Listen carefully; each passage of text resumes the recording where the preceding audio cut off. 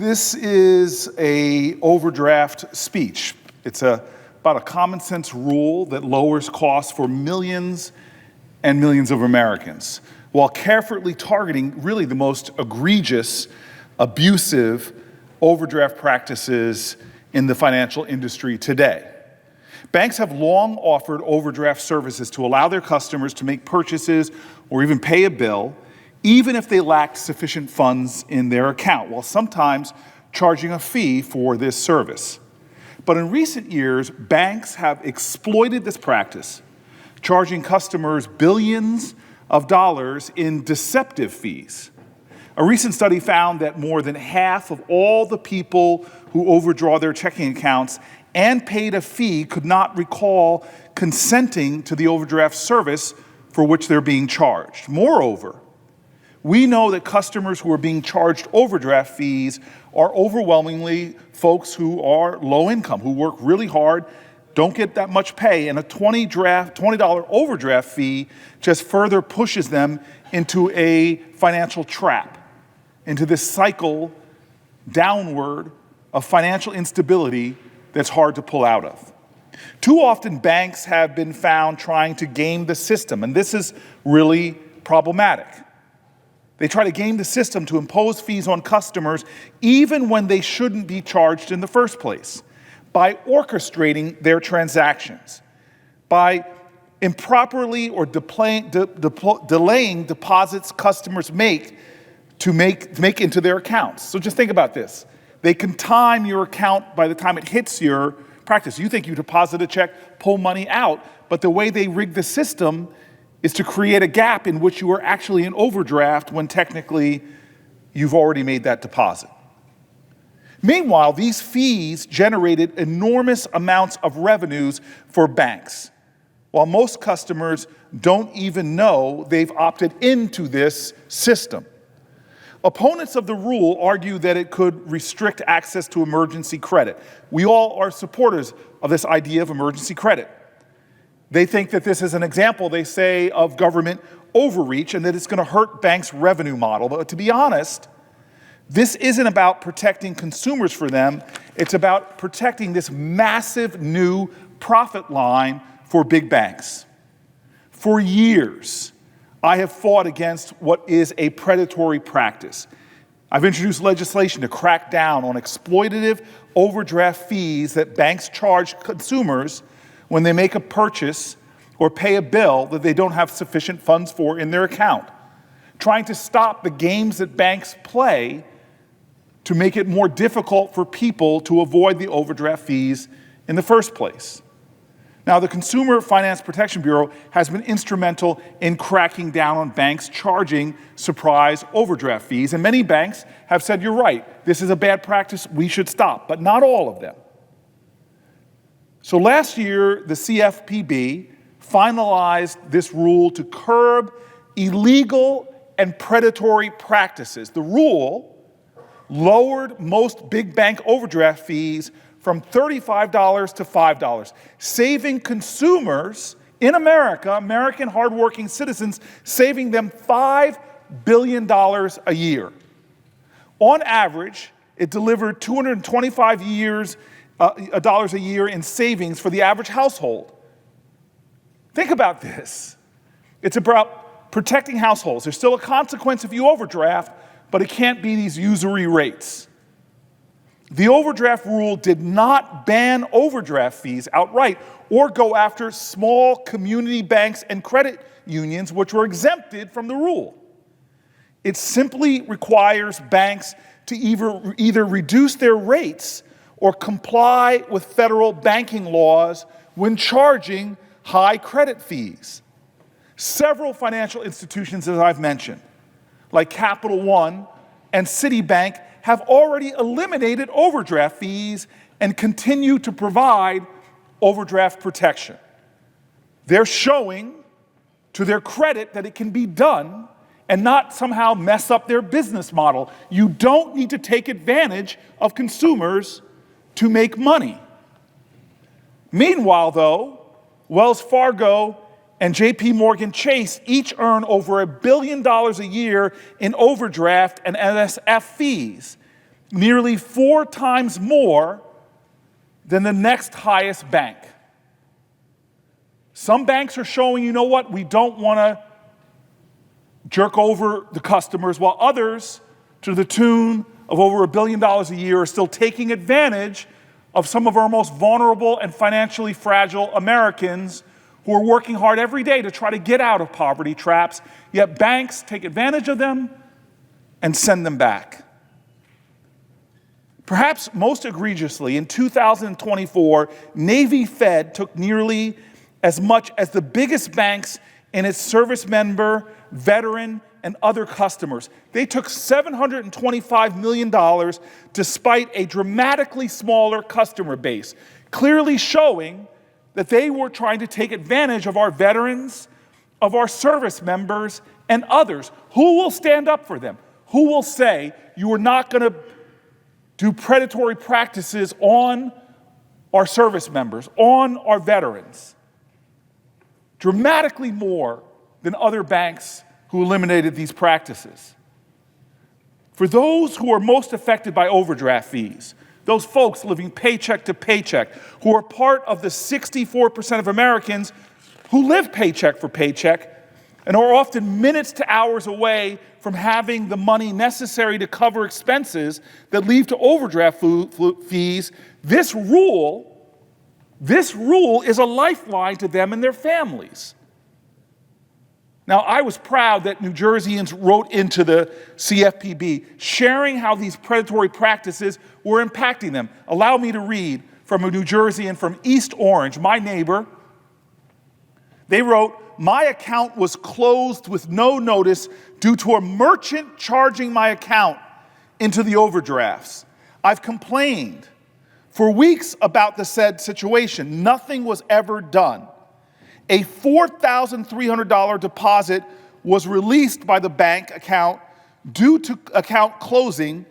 I currently have no access to the funds that were released." One anonymous service member from Carteret, New Jersey wrote, "I am writing to file a complaint against Navy Federal Credit Union regarding multiple overdraft fees I've incurred. Despite having sufficient funds when the transactions were authorized, I was charged due to lagged posting of charges and credits. This issue aligns with the recent findings of the CFPB. For similar practices, where transactions settled with insufficient balances despite initially available funds, I believe these practices are unfair, and I request an investigation into my account transactions." This is a New Jerseyan who's playing by the rules, who's frustrated because of practices that are clearly predatory and that take advantage of folks who are living paycheck to paycheck. And they're a service member. Another service member from Manchester Township was erroneously charged and then overdrawn from his business account from Wells Fargo. The extra $210 that was withdrawn from my account, including the original withdrawals and overdraft fees, caused a cascade effect that led to $1,100 in overdraft fees this year. I called Wells Fargo twice to ask for help in stopping these increasing overdraft fees. They reimbursed me for 2 overdraft fees, $70. I was told that they were only allowed to reverse 2 overdraft fees a year. They also told me there was nothing else they could do to help me. The overdraft fees of $1,100 over the last 2 months have caused me tremendous financial burden. As of today's date, I'm still being charged overdraft fees. I don't know what to do, and Wells Fargo has refused to help me.